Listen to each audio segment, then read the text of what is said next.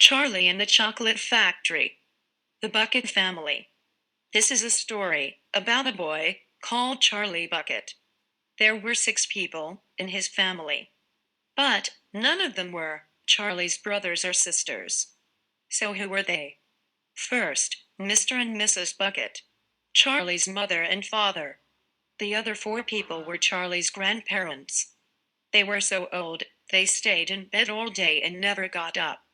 But they didn't have much room because they slept in the same bed. Grandpa Joe and Grandma Josephine at one end, Grandpa George and Grandma Georgina at the other. Charlie's house. Charlie's family lived in a very small house. It wasn't easy for them, they were so poor. His mother tried hard to make nice meals, but it was always cabbage, or bread, or potatoes, or more cabbage. Charlie dreamed of eating something else.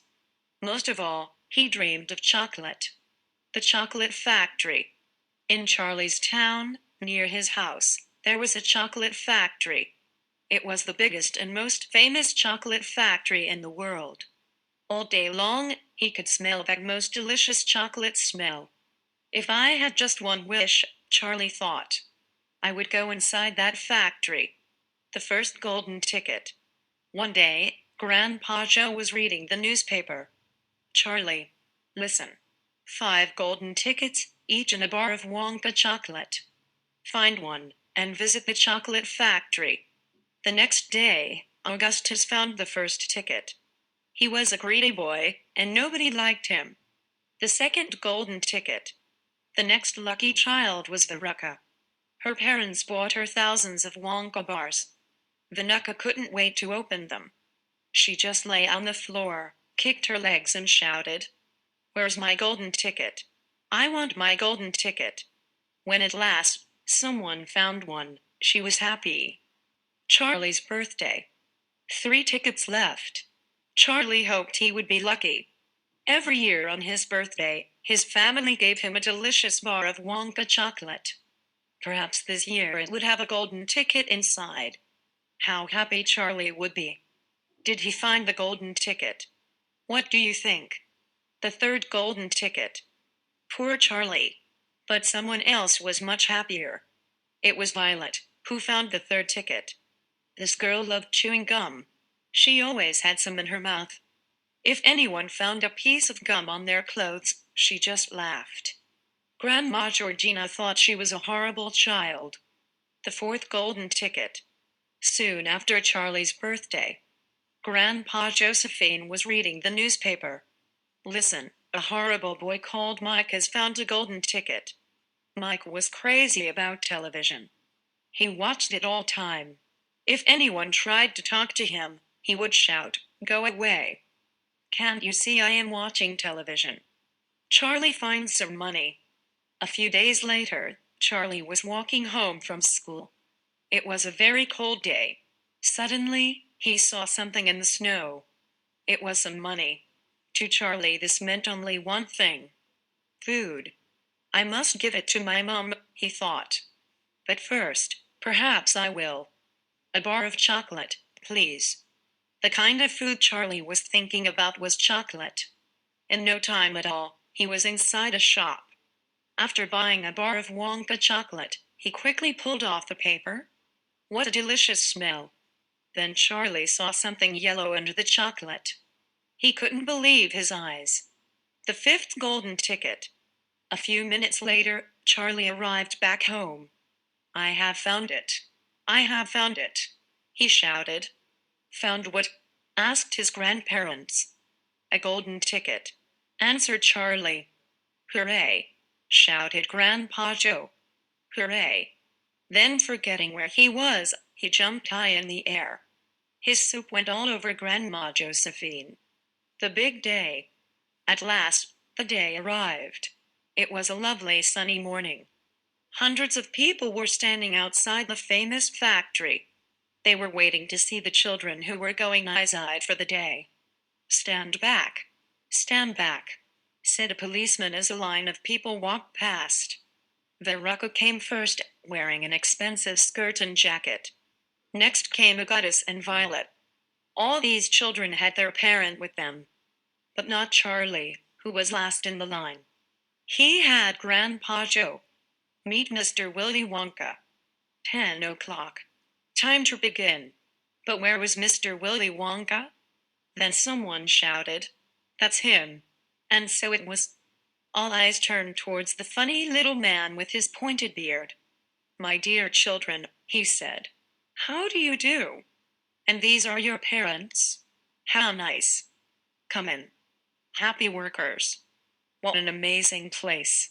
Inside the factory there were beautiful green fields, trees, flowers, and a brown river. "Look, near the waterfall," said Veruca. "Lots of little dolls. Are they people?" "Why, yes they are," said Mr. Wonka. "They are Oompa-Loompas, famous for working, dancing and singing. Augustus falls in the river." While the Oompa-Loompas sang, Augustus walked down to the river. It must be full of chocolate, he thought. He lay on his stomach to taste it. Delicious. "Be careful. You will fall in," shouted Mr. Wonka. Splash. Too late. Augustus was in the river. Then suddenly, he was gone. Down the chocolate river. "Augustus. Where is Augustus? I will never see him again," cried his mother. "Yes, you will," answered Mr. Wonka. "But not now. What a bad boy." It was time to sail down the chocolate river. Charlie looked around. Everything in this amazing world is made of sugar. The pink bullet was sugar. The magic room. The Oompa-Loompas rode the bullet down a long tunnel. They stopped opposite a door in the wall. "This is the most important room in the factory," said Mr. Wonka. "Come inside. What a place. Magic sweets of every kind. Like green gobstoppers that never got any smaller in your mouth. The great gum machine." In the middle of the room was a great big metal machine. It moved up and down, making a very loudness. Clong, clatter, bang. Suddenly, out came something small and flat. "It's chewing gum," Violet shouted. "That's right," said Mr. Wonka. "The most amazing gum in the world." "Goodbye, Violet." "It's magic gum, you see," said Mr. Wonka. "This piece tastes of soup, meat and blueberry pie." Violet put the gum in her mouth. Delicious." "Help!" cried her mother.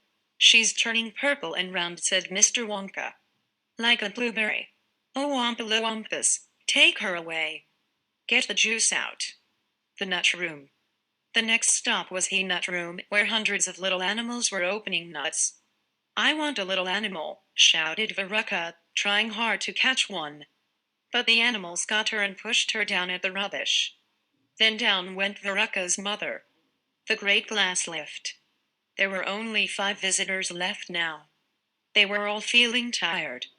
"I want to watch television," said Mike. "Fine," said Mr. Wonka. "We'll take the lift." The machine was as fast as a rocket. It could go up and down, and round corners. It was crazy. The television chocolate room. The visitors stepped out of the lift into a brilliant white room. Then they put on dark glasses. "This is where we test our television chocolate," said Mr. Wonka. "What do you mean?" asked Mike. "Well, with a TV camera we send it to another place. It goes by television." "Mike, is that you? It arrives much smaller. Watch this." 6 Oompa-Loompas put a big piece of chocolate under the camera. Suddenly it was in the TV. Mike went under the camera. "He's so small," cried Mike's mom. "It's all right," said Mr. Wonka. "The Oompa-Loompas will make him big again. We're next." Then Mr. Wonka turned to Charlie and said, "My dear boy. You are the only boy left. Well done. You have won. Step into the lift." "Here we go." Charlie was very surprised. "What have I won?" he thought. "Where are we going?" The other children go home. The lift flew up into the sky. The people below looked very small. "Look," said Mr. Wonka. The other children. Augustus at the front, Mike at the back. I am going to give them sweets to take home. But for you, Charlie, something else. A big surprise. Charlie, said Mr. Wonka, you have won my factory. It's yours. Charlie could not think. The lift was falling. Crash. Help, cried Grandma Josephine. The end of the world. But it was just the beginning. We are going to live in Charlie's chocolate factory, said Grandpa Joe. We will never be hungry again.